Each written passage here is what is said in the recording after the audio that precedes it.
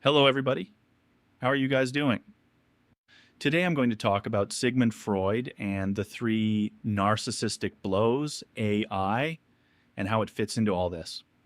So, to start, Sigmund Freud said that humanity has suffered three major narcissistic blows, moments where we realize we're not as special as we thought.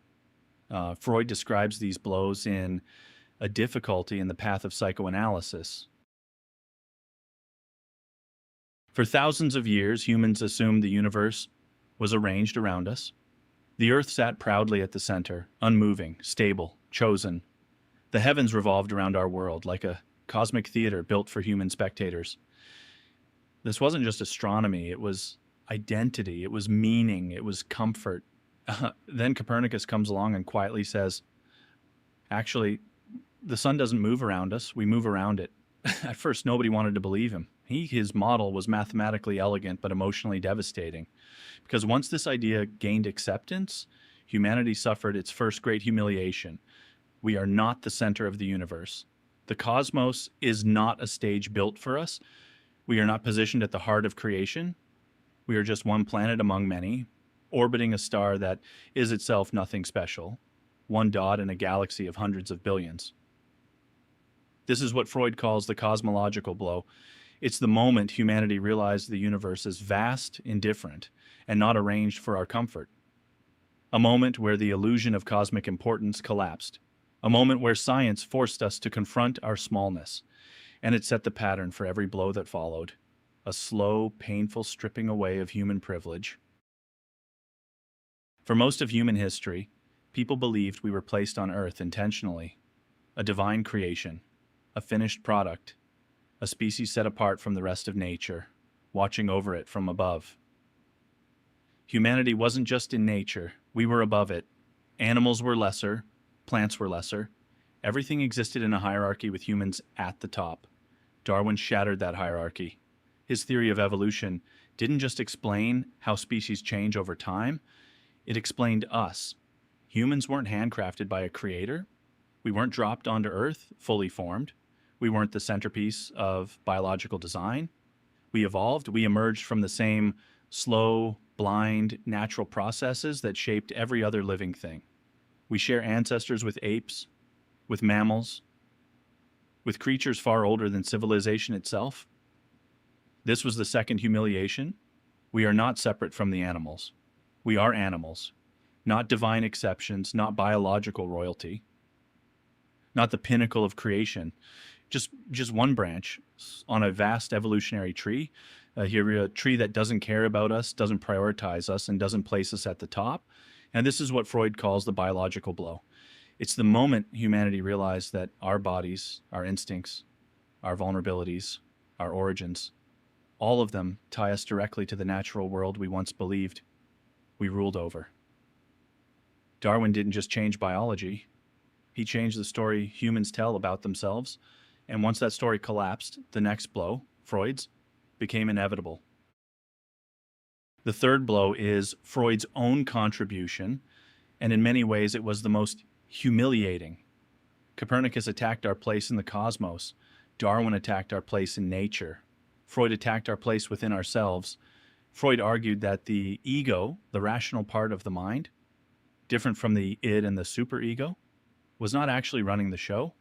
It's not the CEO of the mind. It's not the driver. It's barely even a narrator. Most of what drives us, our desires, fears, impulses, fantasies, anxieties, happens unconsciously, outside our awareness, outside our control, and often in direct contradiction to what we think we want. We don't choose our obsessions. We don't choose the dreams that erupt at night. The ego is constantly negotiating with forces it doesn't understand. This was the third humiliation. We are not masters of our own mind. Freud called this the psychological blow. It's the moment humanity realized that the mind is not a transparent, rational machine. It's a battlefield, a labyrinth, a system full of hidden rooms, locked doors, and voices we don't consciously hear. The ego, the part we identify with, is just like a thin surface layer floating on top of a deep ocean of unconscious processes. And once Freud revealed that the I is not in control, it opened the door to the next blow, the one we're living through right now. Now we get to today, the modern world, algorithms, AI, machine learning. If Freud were alive right now, he'd probably say we're living through a fourth narcissistic blow. Humanity is no longer the smartest thing on Earth, not in a sci-fi robots take over sense, but in a philosophical sense. Artificial intelligence recognizes patterns better than us. Artificial intelligence learns faster than us. Artificial intelligence stores more knowledge than us. For the first time, intelligence is not human. This is the algorithmic blow. Our cognition is no longer the reference point for intelligence. If Copernicus removed our cosmic privilege, Darwin removed our biological privilege, Freud removed our psychological privilege, then AI removes our cognitive privilege, the last thing we thought made us unique. It forces us to rethink what intelligence even means and where humans fit in a world where thinking is no longer exclusively human. For centuries, humans believed that thinking, reasoning, analyzing, imagining was the one thing that truly separated us from everything else. Animals couldn't do it like us. Nature couldn't do it like us. Machines definitely couldn't do it like us. But now we're watching systems think differently and in many domains better.